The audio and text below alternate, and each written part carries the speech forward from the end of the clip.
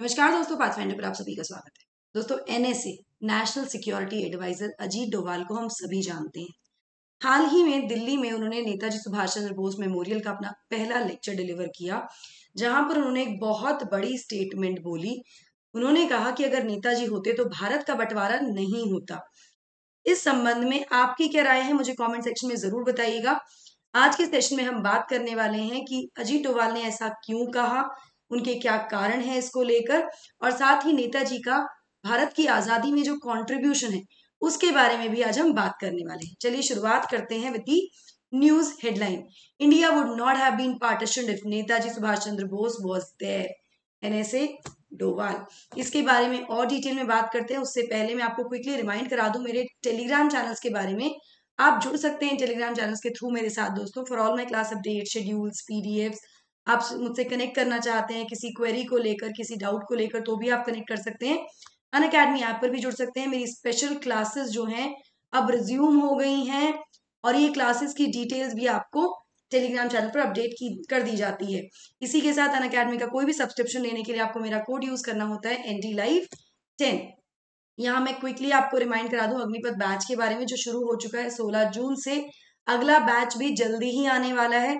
अगर अभी तक आपने एनरोल नहीं किया है तो अभी जाकर एनरोल कर दीजिए स्पेशल प्राइस पे, जो कि 8,000 रुपए, लेकिन आपको इसके लिए कोड यूज करना होगा NDLive10। Now why this code NDLive10? इसके दो बेनिफिट्स हैं। एक, आपको बेस्ट डिस्काउंट मिलता है। दूसरा, आपको मेरी पर्सनलाइज गाइडेंस मिलती है आपकी तैयारी में, आपकी इस पूरी जर्नी में। लिंक जो होगा पीडीएफ को आपको अवेलेबल हो जाएगा डिस्क्रिप्शन में और कमेंट सेक्शन में। दोस्तों, हमें रीच आउट करने के लिए आप एक फॉर्म जो कि डिस्क्रिप्शन बॉक्स में दिया गया है उसको फिलअप कर सकते हैं। चलिए शुरुआत करते हैं एग्जैक्टली इसमें हुआ क्या है, मतलब क्या कहा गया है। तो एनएसए जो नेशनल सिक्योरिटी एडवाइजर हैं अजीत डोभाल, उन्होंने कहा कि भारत का पार्टीशन या भारत का बंटवारा ही नहीं होता अगर नेताजी होते तो। यहाँ पर उन्होंने इसको एम्फेसाइज करते हुए ये भी कहा कि मोहम्मद अली जिन्ना जो थे, उन्होंने एक बार कहा था कि वो केवल एक ही नेता को एक्सेप्ट कर सकते हैं, और वो है सुभाष चंद्र बोस। यहाँ पर अपना पहला लेक्चर जो था नेताजी सुभाष चंद्र बोस मेमोरियल का डिलीवर करते हुए दिल्ली में, डोभाल ने कहा कि बहुत ही कम लोग हैं जो कि इस लेवल पर जीनियस हैं जैसे कि सुभाष चंद्र बोस थे। उनकी लीडरशिप बहुत अलग तरीके से थी, अलग तरह की थी। और यहाँ पर डोभाल का कहना है कि बोस हमेशा एम्फेसाइज करते थे कि भारत एक सच्चाई था, एक सच्चाई है, और हमेशा एक सच्चाई रहेगा। India as a country, he believed in it. यहाँ पर आगे डोभाल ने कहा कि नेताजी ने एक बार कहा था कि मैं कॉम्प्रोमाइज नहीं करूंगा for anything less than full independence and freedom. संपूर्ण या संप्रभुता कह सकते हैं, कंप्लीट पूर्ण स्वराज कह सकते हैं, यहाँ पर इसकी वो बात करते थे। उनका कहना था कि वो नहीं चाहते कि देश केवल आजाद हो पॉलिटिकल सब्जुगेशन से, मतलब ब्रिटिशर्स से आजादी मिले, सिर्फ इतना ही उनका लक्ष्य नहीं था। उनका मानना था कि यहाँ के जो हमारे देश का जो पॉलिटिकल, सोशल और कल्चरल माइंडसेट है लोगों का, उसमें भी बदलाव लाने की जरूरत है। और यहाँ लोगों को ऐसा महसूस होना चाहिए कि वो फ्री बर्ड्स हैं in the sky, they are free to do whatever they feel like doing, देश हित में, समाज हित में। तो ये उनका थॉट प्रोसेस था। इसके बारे में यहाँ पर एनएसए ने एम्फेसाइज किया। आगे उनका कहना है कि हिस्ट्री उनके साथ काफी अनकाइंड रही है, लेकिन अब वो काफी खुश हैं। प्रधानमंत्री मोदी एफर्ट्स डाल रहे हैं ताकि हिस्ट्री को वापस से रिवाइव किया जा सके, रिसरेक्ट किया जा सके। एनएसए ने कहा कि इंडिया 1962 का वॉर जो है चाइना के साथ, वो हार गया था क्योंकि हमारा देश इस वॉर के लिए प्रिपेयर्ड नहीं था। तो इस लेक्चर के दौरान उन्होंने 1962 का जो भारत चीन वॉर था उसके बारे में बात की। यहाँ पर उन्होंने कारण दिया कि 1950 से लेकर 1962 तक जो आइडिया था कि आर्मी को अब डिसबैंड कर देना चाहिए क्योंकि हमें तो आजादी मिल गई है, तो अब आर्मी की जरूरत नहीं है। ये एक ऐसा थॉट प्रोसेस था जिसकी वजह से शायद हम तैयार ही नहीं थे इस वॉर के लिए। अगर हमने अपना डिफेंस तैयार कर लिया होता, 1962 का डेवलपमेंट शायद होता ही नहीं। हमारे पास इक्विपमेंट्स नहीं थे, सोल्जर्स नहीं थे, एक्सेसिबिलिटी नहीं थी उन एरियाज में जहां पर जिनको हमें डिफेंड करना था, और शायद हमारे पास प्रॉपर प्लानिंग भी नहीं थी। यहाँ पर उनका जो शायद निशाना है वो किस पर है वो आप भी जानते हैं, मैं भी जानती हूँ। पर उनका मानना यही है कि हम तैयार ही नहीं थे 1962 के युद्ध के समय चाइना से, शायद इसीलिए हम इस युद्ध को हारे।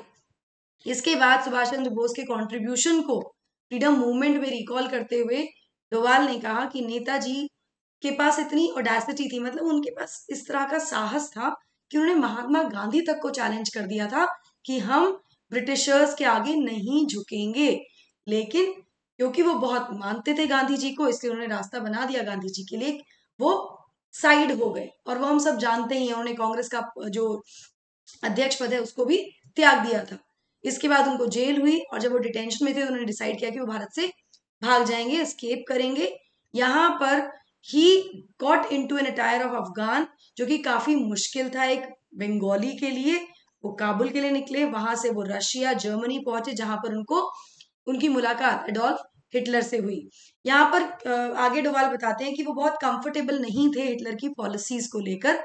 उन्होंने वहां से 4,000 भारतीयों को रिलीज कराया जो कि जेल थे जर्मनी में हिटलर के द्वारा। उसके बाद इन्होंने इंडियन नेशनल आर्मी की स्थापना भी की, ही फॉर्म्ड इंडियन नेशनल आर्मी। आगे डोवाल बताते हैं कि जो फॉर्मर ब्रिटिश प्राइम मिनिस्टर थे क्लेमेंट एटली, जिनके अंडर इंडियन इंडिपेंडेंस एक्ट को साइन किया गया था, वो एक बार भारत की आजादी के बाद 1956 में भारत आए और उस समय वो राजभवन में रुके थे कोलकाता के। तो वहां पर उनसे पूछा गया कुछ, तो वहां पर जो उनके उस समय के गवर्नर थे उन्होंने एटली से कहा कि ब्रिटिश अग्री कैसे हुए थे भारत की आजादी को लेकर 1947 में, जबकि कोई प्रेशर था ही नहीं। महात्मा गांधी ने क्विट इंडिया को गिव अप कर दिया था 1942 में ही, कोई भी इमीडिएट प्रेशर था ही नहीं वैकेट करने का, तो आप आजादी देने के लिए तैयार कैसे हुए। इसमें यहाँ पर डोवाल कहते हैं कि देखिए कितनी अनजस्ट रही है हिस्ट्री नेताजी को लेकर। एटली ने रिप्लाई किया था कि it was because of Netaji, वो नेताजी के कारण ही काइंड ऑफ अग्रीड या वो मान गए भारत को आजाद करने के लिए 1947 में। इन्होंने कहा कि वो अलग बात है कि नेताजी की मृत्यु हो गई थी 1945 में प्लेन क्रैश में, उसके बावजूद भी उनका जो आइडिया था नेशनलिज्म का, जो उन्होंने क्रिएट किया था, वो एक बहुत बड़ा आइडिया था और बहुत सारे भारतीय उस रास्ते पर चल पड़े थे और वो अब यहाँ पर नहीं लड़ सकते थे उस आइडियोलॉजी के साथ जो नेताजी ने क्रिएट की है।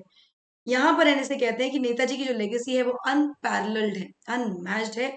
और उनका बिलीफ था कि भारत कास्ट और क्रीड के बियॉन्ड है। वो जो एक तरह से बंटवारा है ना देश का, उसके परे हैं हम। आगे डोवाल ने कहा कि बहुत लोगों का ये मानना था कि सुभाष चंद्र बोस एक लेफ्टिस्ट थे। इस पर डोवाल ने कहा कि नहीं, वो बहुत ही स्ट्रॉन्ग इकोनॉमिक फ्रेमवर्क में बिलीव करते थे और वो प्लानिंग को सपोर्ट करते थे। वो काफी रिलीजियस व्यक्ति थे और हमेशा अपने साथ गीता कैरी करते थे। वो अपने आउटलुक में धर्मनिरपेक्ष थे, सेक्युलर थे, लेकिन डीप इनसाइड वो बहुत धार्मिक थे और डिवोटेड थे, लेकिन वो कभी भी उसको दिखाते नहीं थे, जताते नहीं थे। This was the stature, this was the person we are talking about, Subhash Chandra Bose.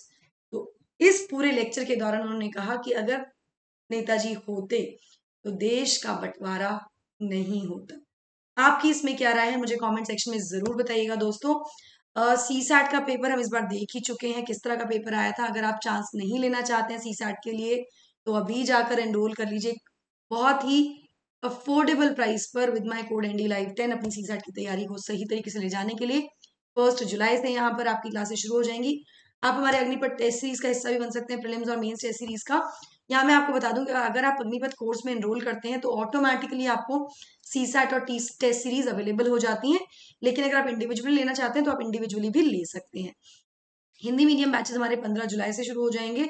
इसके लिए भी आप एनरोल कर सकते हैं with my code ND-Live10। Perspective से जुड़ सकते हैं अपने सभी डाउट्स और कंफ्यूजन को क्लियर करने के लिए with respect to UPSC preparation. दोस्तों हमारे चैनल को सब्सक्राइब करने के लिए आप इस QR कोड को स्कैन कर सकते हैं so that you get updates about the lectures, courses, batches, etc. That's it from my side. I hope you like the session. Don't forget to like, share and subscribe to the channel and also hit the bell icon so that you get notifications about the latest updates. Thank you so much. God bless. Take care.